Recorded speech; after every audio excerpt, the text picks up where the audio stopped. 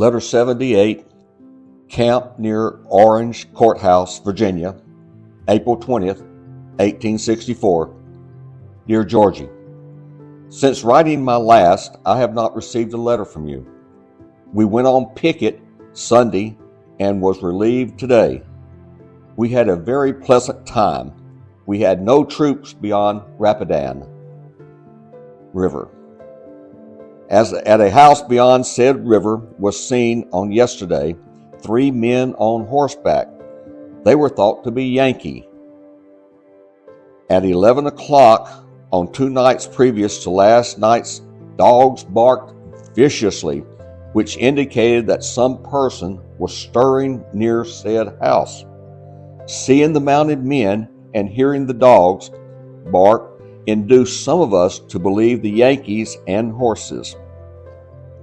Last night, I obtained permission to cross the river with our men. We crossed river in a small bateau, which, by the way, came very near depositing us in the middle of the river, a mile below the house. We marched up the river, keeping as near as possible to the bank, until we were opposite the house. A fence ran at right angle to the river from the yard fence. Moon was shining brilliantly. A man could have been seen 300 yards. In one rank, we moved cautiously toward the house under cover of the fence until we reached the yard. Gate was opened, and one man went to the house, even around it. All was quiet within and without. The dogs did not even bark. No horses were hitched about the house, so we concluded no Yankees were there and retreated toward the boat. Though an extensive plantation, taking in our course other houses, all of which were Yankee-less, we crossed the river at 10 o'clock, recrossed half after 1. Our trip did not pay. It was the first expedition of the sort I was ever on. If the Yankees don't look out sharply, I will get some of them.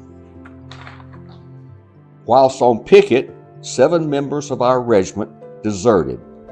Some of them had been good soldiers.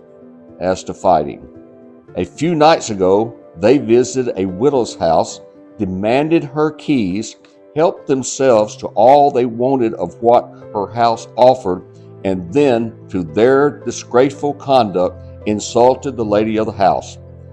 To avoid punishment so richly deserved, they deserted. We witnessed a sad sight today. 2 members of the 9th Alabama Regiment were shot in the presence of the brigade for attempting to desert. One of them was an old man whose head was gray. The other was a young man.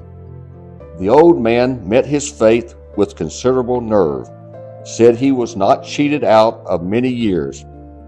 Young man's feelings were such as to completely unman him.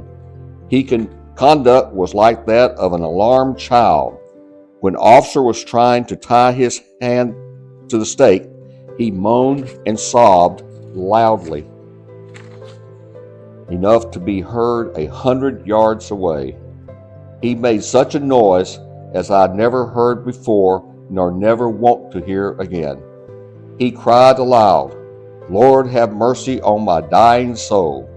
The order to fire was given just as he uttered the word soul, and the poor fellow's soul fled from his body. I hope his prayer was answered. I did not see him shot, nor will I ever witness the shooting or hanging of a man if I can avoid it. I was present.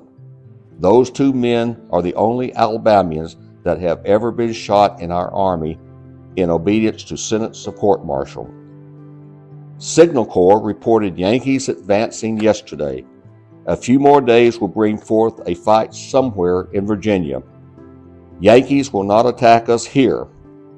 All are well except Sergeant Hugh Denson, who will start home tomorrow on furlough for disability. Macmillan went to Richmond a few days ago with baggage of brigade. Will return tomorrow. Remember me to all the family. Your husband, Elias Davis, P.S. Let me know if all of my letters are received. They are and will be numbered correctly. W. Morrow says his letters have been opened at Trust Post Office. Say nothing about it. A very bad state of feelings exists between those families. Kiss boys for me. Elias.